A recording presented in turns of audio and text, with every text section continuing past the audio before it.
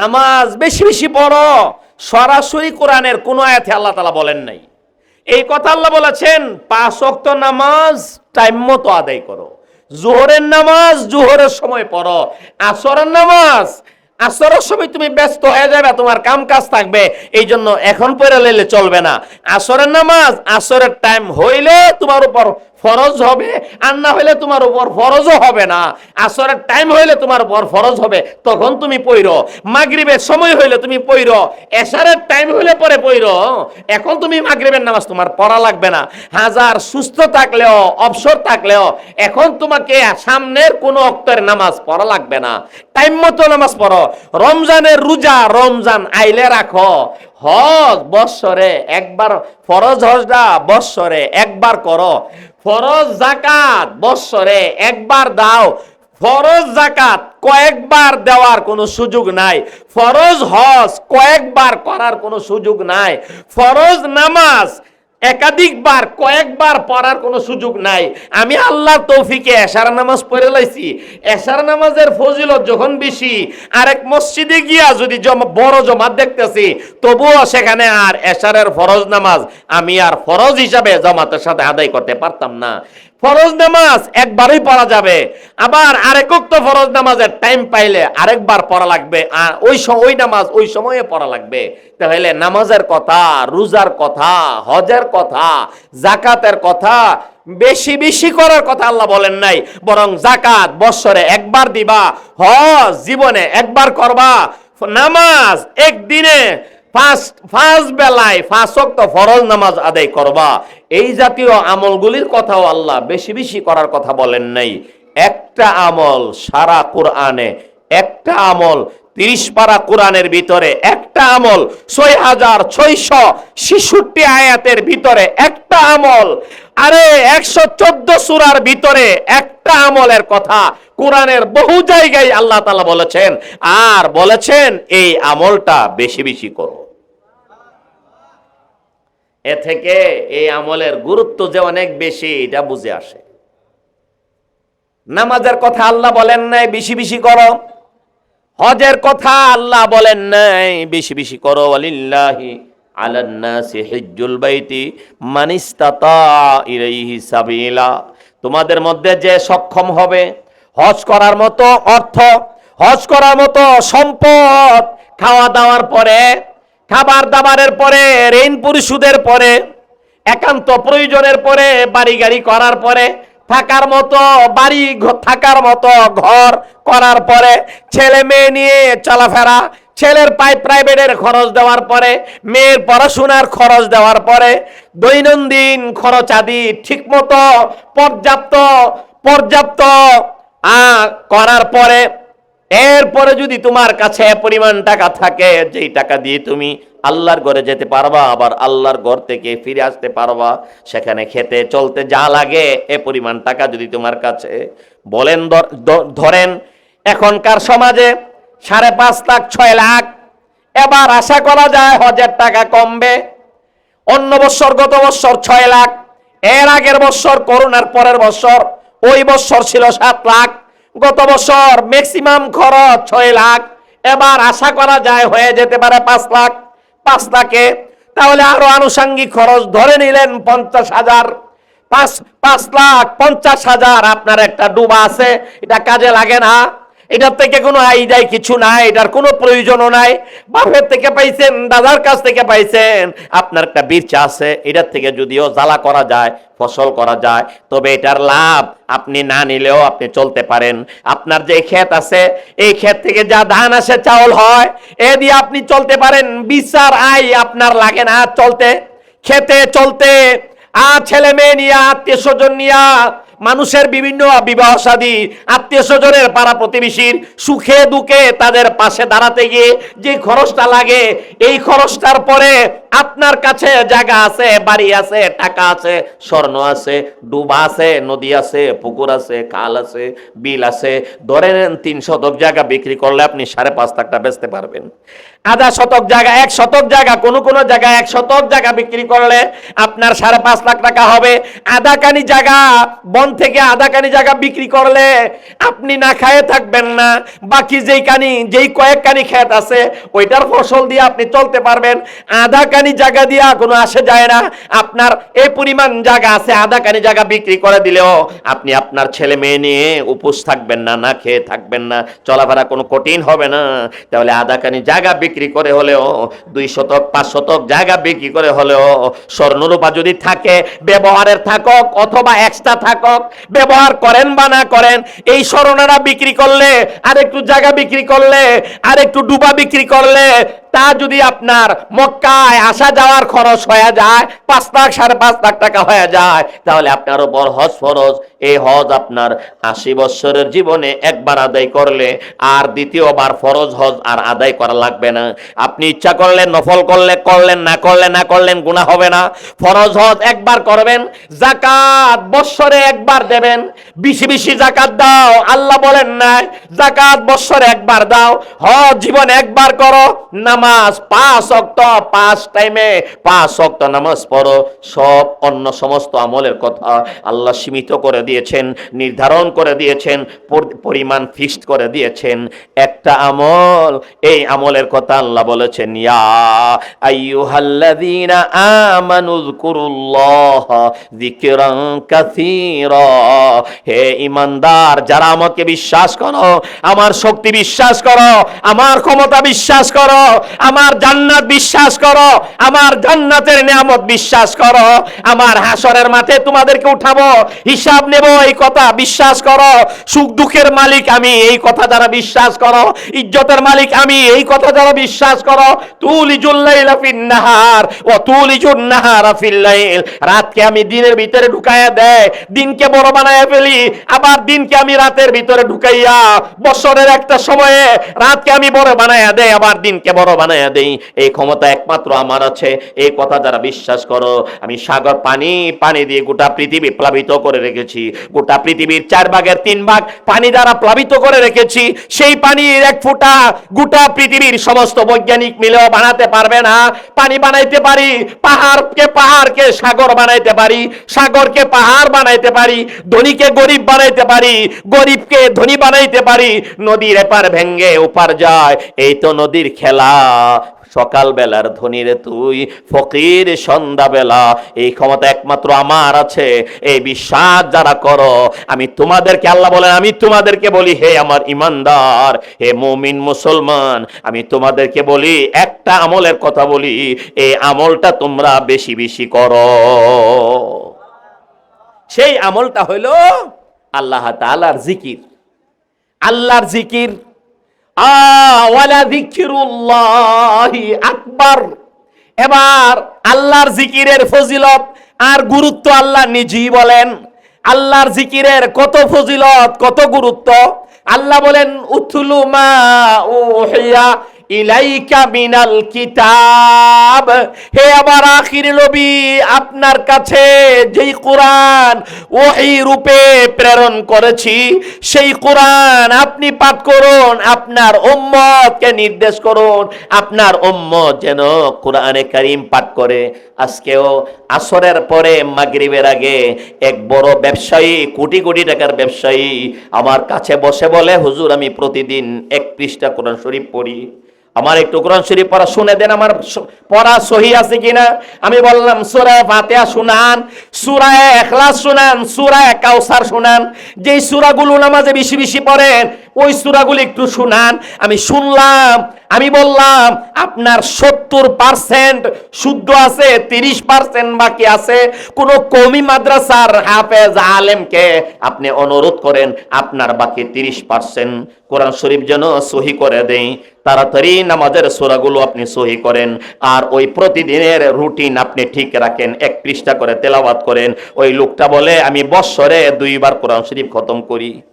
আমার ভাইয়ের আল্লাহ বলেন উতলু মা উহিয়া ইলাইকা মিনাল কিতাব।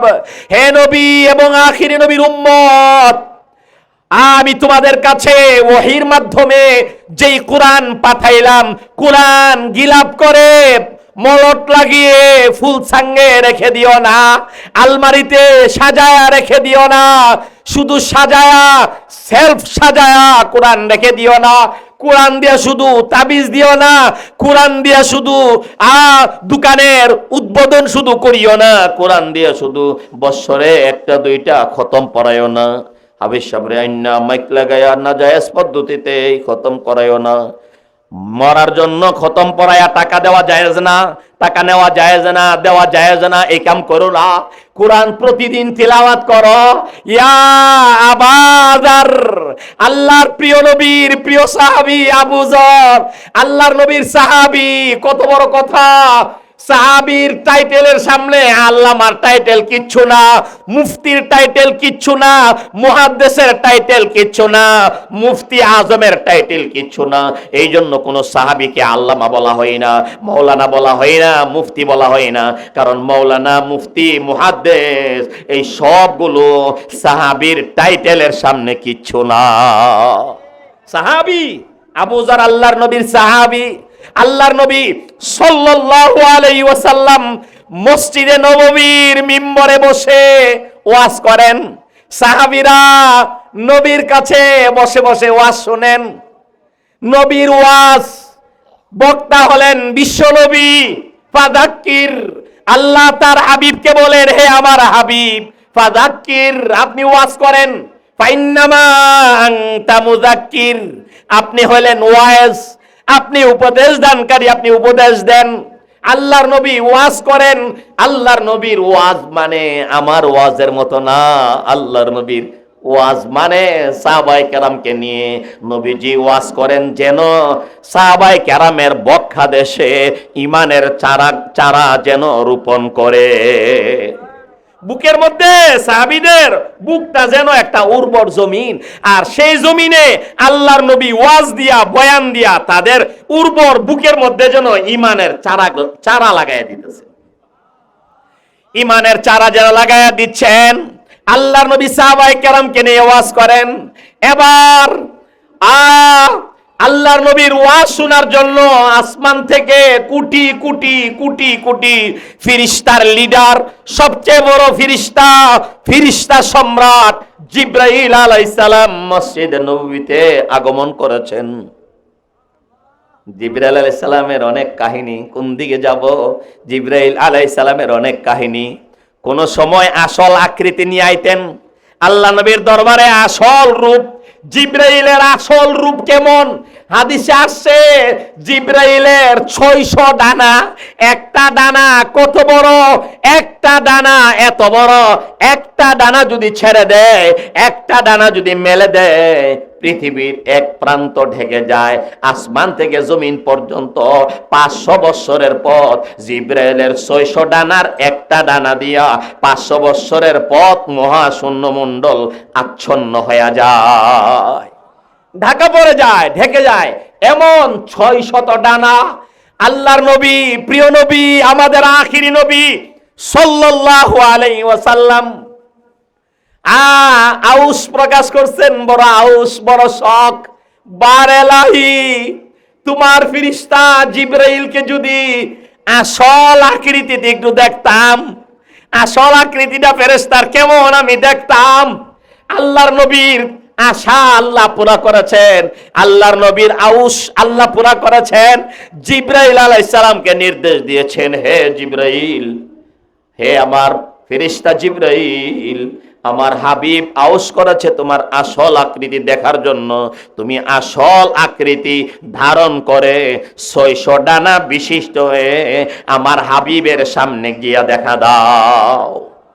জিবরাইল আল্লাহর হুকুমে আসল আকৃতি নিয়ে নবীজির দরবারে আসছে।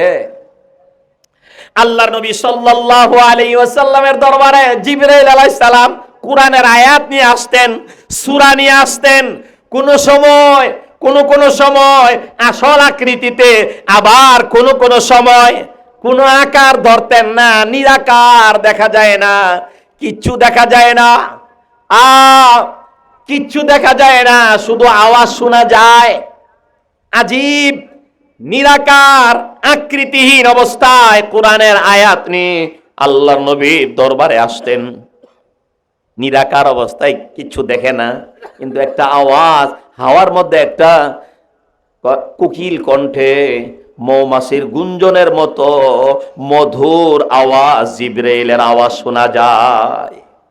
হযরত উমর, প্রিয় নবীর জামাতা, শ্বশুর, প্রিয় নবীর শ্বশুর, প্রিয় নবীর প্রিয় সাহাবী, ইসলামের দ্বিতীয় খলিফা, যার ব্যাপারে বিশ্ব নবী বলেছেন লাউ কানা বাদি নাবিয়্যুন লাকানা উমর, আমার পরে কেউ যদি নবী হইতো, আল্লাহ আমার সাহাবী উমরকে আল্লাহ নবী বানায়া দিতেন।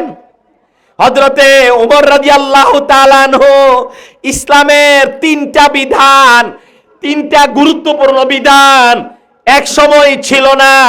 আসমান থেকে বিধান নাজিল হওয়ার আগে ওই আল্লাহর তরফ থেকে ইসলামের এই গুরুত্বপূর্ণ বিধান নাজিল হওয়ার আগে হযরত উমর আল্লাহর নবীর দরবারে যেয়ে বলছিলেন, ইয়া রাসূলুল্লাহ, ইয়া হাবিবাল্লাহ, আপনি যদি পর্দার বিধান চালু করে দিতেন তাহলে ভালো হইতো। নারীর সতীত্ব রক্ষা পাইত, নারীর মর্যাদা রক্ষা পাইত, নারীর ইজ্জত সম্ভ্রম রক্ষা পাইত, নারীর নিরাপত্তা বাড়ত, নারী নিরাপদ থাকত, ইফতিজিং এর শিকার হইতো না, নারী সমাজে এই অবহেলিত হইতো না, নারী সমাজে লাঞ্ছিত হইতো না, এসিড দগ্ধ হইতো না, আর নারী সমাজে তুচ্ছ তাচ্ছিল্যের পাত্র হইতো না, বাজারের পণ্য সামগ্রীর মতো হইতো না, রাস্তায় ছেড়ে দেওয়া সৎকার ছাগলের মতো হইতো না। নারী যদি পর্দা করত, ইয়া রাসূলুল্লাহ, ইয়া হাবিবাল্লাহ, নারী সমাজের পর্দার বিধান আপনি চালু করে দেন। তখন আসমান থেকে পর্দার বিধান নাজিল হয় নাই, তখন নারী পুরুষ অবাধে চলাফেরা করতো, একে অপরের সামনে যাইতো। হযরত উমর সর্বপ্রথম যায় মত প্রকাশ করছে। আল্লাহর নবী বলেন, ওমর, কথাটা তো ঠিকই বলেছ, কথা তো সুন্দর, চমৎকার, উপকারী কথা, দরকারি কথা, যুক্তিযুক্ত কথা, আমারও বুঝে আসে, তবে করবটা কি? আমার তো কিছু করা নাই। ওমা ইয়াতিকু আনিল হাওয়া ইন হুয়া ইল্লা ওয়াহয়ুহা। হে ওমর, আমি তো মন গড়া কিছু বলতে পারি না, আমি তো বিধানদাতা না। ইনিল হুকমু ইল্লা লিল্লাহ, বিধানদাতা হলেন একমাত্র আল্লাহ, বিধানদাতা একমাত্র আল্লাহ। এই কথাটার মধ্যে সময় উপযোগী একদিনের ওয়াজ। বিধানদাতা একমাত্র আল্লাহ, মানব রচিত, মানব প্রণীত, মানুষের বানানো সংবিধান দিয়া দেশ দুনিয়া চলতে পারে না। যেই দেশ মানুষের বানানো সংবিধান দ্বারা চলে, কোরআন নামক সংবিধান বাদ দিয়া যে মানুষের রচিত আইন দিয়া দেশ চলে, ওই দেশে রব্বে কাবার 1,00,000 বার কসম, ওই দেশে আসল শান্তি, প্রকৃত শান্তির আশা করতে পারে না। হে উমর, আমি তো বিধানদাতা না, আমি কেমনে বিধান দিমু? মুস্তাফার গজনা গুফতা, মুস্তাফার গজনা গুয়াদ, তানা গুয়াদ জিবরাইল, জিবরাইল হার গজনা গুয়াদ, তানা গুয়াদ রব জলিল। কবি বলেন, মুস্তাফা ততক্ষণ কিছু বলতে পারে না যতক্ষণ জিবরাইল না বলে, আর জিবরাইল ততক্ষণ বলতে পারে না যতক্ষণ রব্বুল জালিল জিবরাইলকে কোনো কথা না বলে। এই জন্য আল্লাহর নবী উমরকে বললেন, উমর, ঠিক সুন্দর কথা কইছ, তবে এই বিধান, পর্দার বিধান তো আমি চালু করতে পারতাম না। মুনাফেকের জানাজা পড়েন না। হযরত উমর আইসা আল্লাহর নবীকে বলেন, ইয়া রাসূলুল্লাহ, ইয়া হাবিবাল্লাহ, মুনাফিক, এটা আস্তা মুনাফিক। আব্দুল্লাহ ইবনে উবাই ইবনে সুলুল, এটা মুনাফিক। লা তুসাল্লি আলাইহি হে আল্লাহর রাসূল, মুনাফিকের জানাজা আপনি পড়েন না। মুনাফিক মুখে মুখে মুসলমানের পরিচয় দেয়, মুসলমানের কথা কয়, মুনাফিক নাস্তিকদের সাথে সম্পর্ক রাখে। মুনাফিক আওয়াইদা লাকুকুম ক্বালু আমান্না ওয়া ইদা খালাউ ইলা শায়াতিনহিম ক্বালু ইন্নামা নাহনু মুস্তাহজিউন। মুনাফিকের চরিত্র হলো মুনাফিক জিলওয়াজাইন, দুমুখী। মুনাফিক যখন মুসলমানের কাছে আসে তখন মুসলমানের ভেষ ধরে, মুসলমানের সাথে খাতির লাগায় কথা বলে। আবার যখন বেঈমান কাফেরের সাথে যায় তখন বলে আমরা তো মুসলমানদের সঙ্গে মস্কারি করার জন্য গেছিলাম, আমরা মুসলমান না, আমরা তোমাদের দলে আসি। তারা হলো মুনাফিক। ইউজহিরুন খিলাফা মা ইউবতিনুন ওয়া ইউবতিনুনা খিলাফা মা ইউজহিরুন। যা মুখে বলে তা অন্তরে রাখে না, অন্তরে যেটা রাখে সেটা প্রকাশ করে না। প্রকাশ করে মুসলমান, অন্তরে রাখে কুফরি কাফের, সে হলো মুনাফিক। ইয়া রাসূলুল্লাহ, ইয়া হাবিবাল্লাহ, আপনি মুনাফিকের জানাজা পড়ায়েন না। আল্লাহর নবী বলেন, উমর কি থাকো, আমি না পড়াই কেমনে থাকতাম? আসমান থেকে তো না পড়াইবার বিধান এখনো আসে নাই, আমি নিজ থেকে মন গড়া কোনো বিধান দিতে পারি না। ইনিল হুকমু ইল্লা লিল্লাহ। পৃথিবীর মানুষ জেনে রেখো, বিধানদাতা, বিধান প্রণেতা, বিধান আইন প্রণয়ন করার মালিক একমাত্র আল্লাহ। হযরত উমর রাদিয়াল্লাহু তাআলা আনহু যেই মতগুলি প্রকাশ করছেন, কিছুদিনের ভিতরে, অল্প সময়ের ভিতরে হযরত উমরের মতানুসারে, উমরের রায় অনুসারে, উমরের পছন্দ অনুসারে 3টা বিধান আল্লাহ তাআলা আরশে আজিম থেকে আয়াত নাজিল করে আল্লাহর নবীর উপর নাজিল করে দিলেন, পৃথিবীবাসীকে জানায়া দিলেন। তিনি হলেন উমর।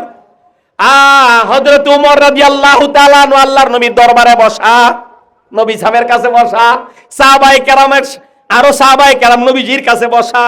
আল্লাহর নবী বসে আছেন, হঠাৎ করে শুনেন মৌমাছির গুঞ্জনের মতো গুঞ্জন শোনা যায়, মৌমাছির গুঞ্জনের মতো মধুর আওয়াজ শোনা যায়, মধুপুকার আওয়াজের মতো আওয়াজ শোনা যায়। যেই আওয়াজ শুরু হয়েছে, আল্লাহর নবী নীরব হয়ে গিয়েছেন, মাথা নিচু করে ফেলেছেন। উপস্থিত সাহাবীরা মধুর মৌমাছির গুঞ্জনের মতো আওয়াজ শুনে বিমোহিত হয়ে, মুগ্ধ হয়ে নীরব হয়ে গেছেন।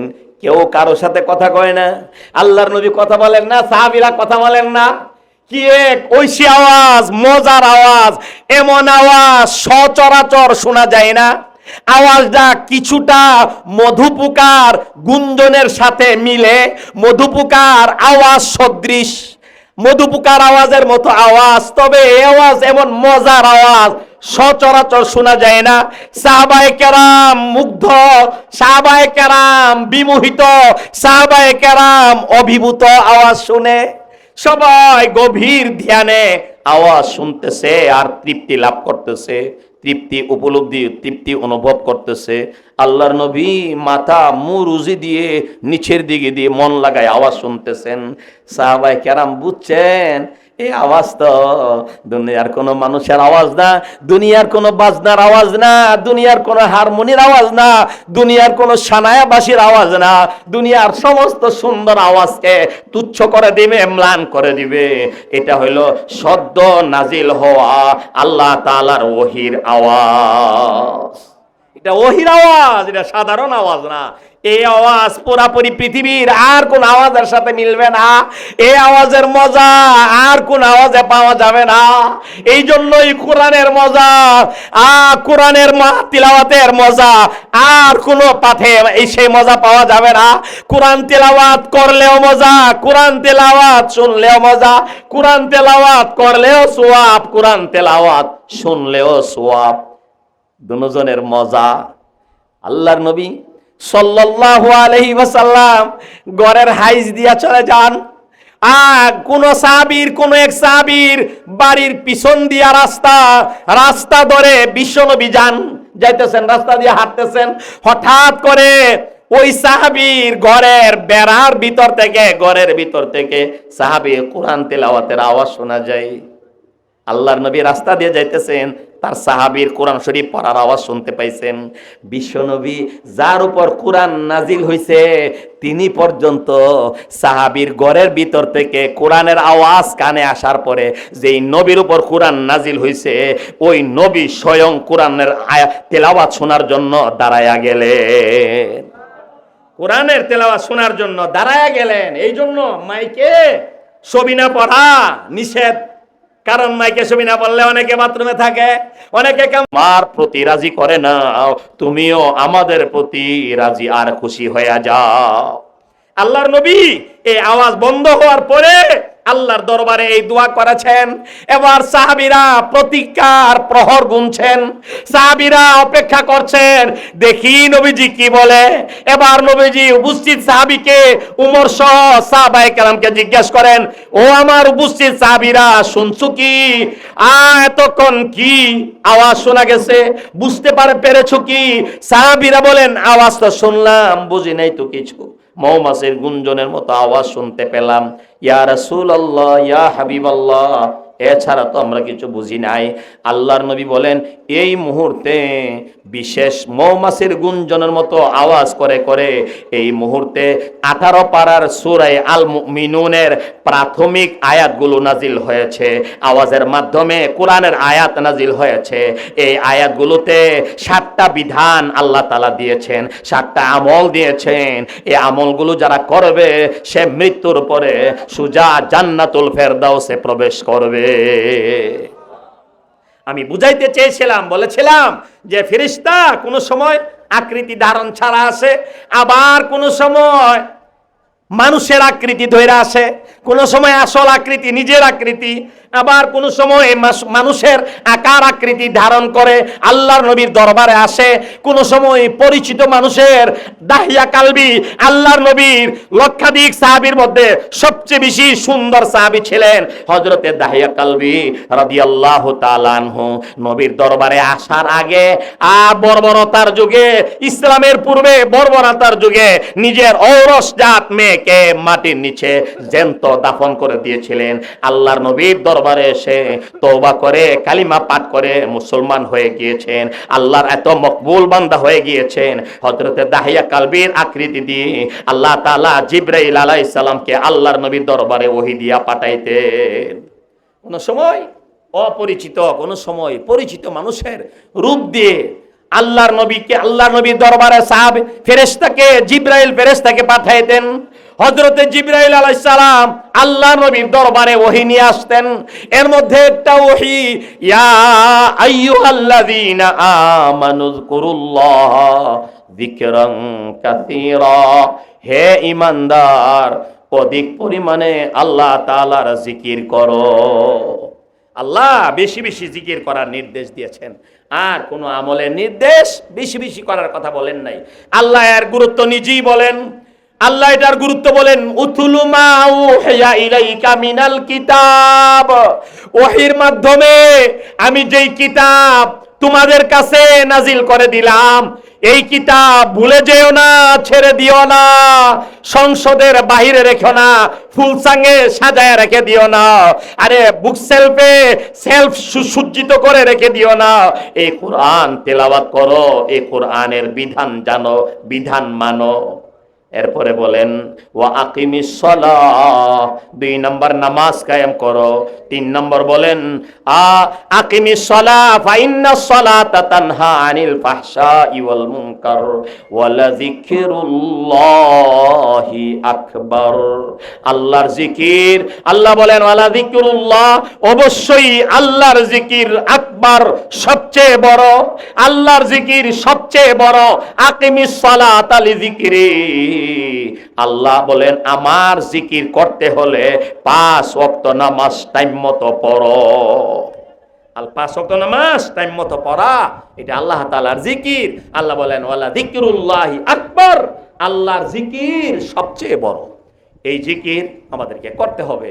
আমাদের হুজুর আল্লাহ দুর্বল হয়ে গেছেন সাতিয়ানের হুজুর, আল্লাহ হুজুরকে সুস্বাস্থ্য, নেক হায়াত আর অনেক দিন আল্লাহর ওলিরে আমাদের জন্য রাখেন, বলেন আমিন।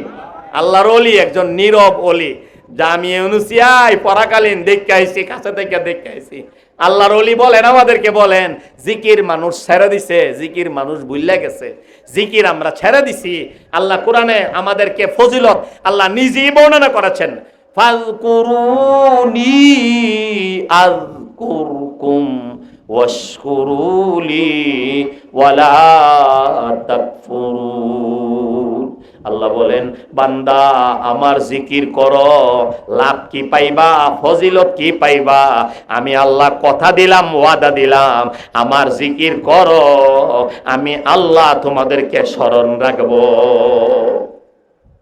এই জন্য আমরা জিকির করব, বেশি বেশি জিকির করব। আচ্ছা, এই আয়াতের অনেক তাফসীর আছে, এর মধ্যে সবচেয়ে বড় মুফাসসির সাহাবায়ে কেরামের মধ্যে আব্দুল্লাহ ইবনে আব্বাস রাদিয়াল্লাহু তাআলা আনহুমা, উনার তাফসীরটা কই ওই শেষ, আমার ওয়াজ শেষ, আমার ওয়াজ সাড়ে 9টার আগেই শেষ করার টাইম ছিল। আব্দুল্লাহ ইবনে আব্বাস রাদিয়াল্লাহু তাআলা আনহুমা এই আয়াতের তাফসীরে বলছেন, আল্লাহর কোন বান্দা যদি দিনে রাতে চলাফেরার মধ্যে যে দোয়াগুলি আছে, বাথরুমে যাওয়ার দোয়া, বাথরুম থেকে বের হওয়ার দোয়া, মসজিদে ঢুকবার দোয়া, খানা খাওয়ার দোয়া, খানার শেষে দোয়া, ঘুমাইবার দোয়া, ঘুম থেকে জাগ্রত হওয়ার দোয়া, কাপড় পরার দোয়া, জুতা পরিধান করার দোয়া, বাজারে যাওয়ার দোয়া, সমতল ভূমিতে চলার সময় দোয়া, লা ইলাহা ইল্লাল্লাহ, উপরের দিকে উঠবার সময় দোয়া, আল্লাহু আকবার, নিচের দিকে নামতে হইলে দোয়া, সুবহানাল্লাহ, এইভাবে খানা খাওয়ার সময় দোয়া, বিসমিল্লাহি ওয়া আলা বারাকাতিল্লাহ, আল্লাহুম্মা বারিক লানা ফিমা রাযাকতানা ওয়া কিনা আযাবান নার, ঘুমের সময় দোয়া, আল্লাহুম্মা বিসমিকা আমুতু ওয়া আহইয়া, ঘুম থেকে উঠে দোয়া, আলহামদুলিল্লাহিল্লাযী আহইয়ানা বা'দামা আমাতানা ওয়া ইলাইহিন নুশুর, মসজিদে ঢুকতে দোয়া, বিসমিল্লাহ ওয়াস সালাতু ওয়াস সালামু আলা রাসূলিল্লাহ। আব্দুল্লাহ ইবনে আব্বাস রাদিয়াল্লাহু তাআলা আনহুমা যেন বলেন, বেশি বেশি জিকির করা এটা হাজার দানার তাসবিহ নিয়া মসজিদের ভিতরে ঘন্টা ঘন্টা পড়া থাকতে হবে না। দিন রাতে চলার পথে বিভিন্ন হালাতে যে দোয়াগুলি, কোন মুসলমান যদি এই দোয়াগুলি জায়গা মতো সময় মতো আদায় করে, পাঠ করে, তাহলেই এই মুসলমান আল্লাহর দরবারে অধিক পরিমাণে জিকিরকারী বান্দা হিসেবে সাব্যস্ত হয়ে যাবে। এই জন্য আমার বয়ানের শেষ কথা, আমরা আল্লাহর বেশি বেশি জিকির করব। বিশেষভাবে আমি আল্লাহর বেশি জিকিরকারী বান্দা, অধিক জিকিরকারী বান্দা আল্লাহর কাছে যেন এভাবে মকবুল হয়, এই জন্য চলার পথে বিভিন্ন হালাতে যে দোয়াগুলো, ওই দোয়াগুলি আমরা পড়ব। কাপড় পরিধান করার সময় বিসমিল্লাহ, পানি পান করার সময় বিসমিল্লাহ, এইভাবে প্রত্যেক ভালো কাজে বিসমিল্লাহ, নির্দিষ্ট যে দোয়া, এই দোয়াগুলি পড়ব। আমাদের পরিবারের সদস্যদেরকে এই দোয়াগুলি শিখাইব, তাহলেই আমরা আল্লাহ তাআলার কাছে অধিক জিকিরকারী বান্দা হিসেবে সাব্যস্ত হব। আল্লাহর নবী বলেন, তুমি যদি দুনিয়াতে বেশি বেশি জিকির করে যাও, হাসরের মাঠ থেকে হাসতে হাসতে আর দৌড়াইতে দৌড়াইতে তুমি জান্নাতে প্রবেশ করবা। আল্লাহ তাআলা আমাদেরকে এই কথাগুলির উপর আমল করার তৌফিক দান করেন। ওয়া আখিরু দাওয়ানা আনিল হামদুলিল্লাহি রাব্বিল আলামিন।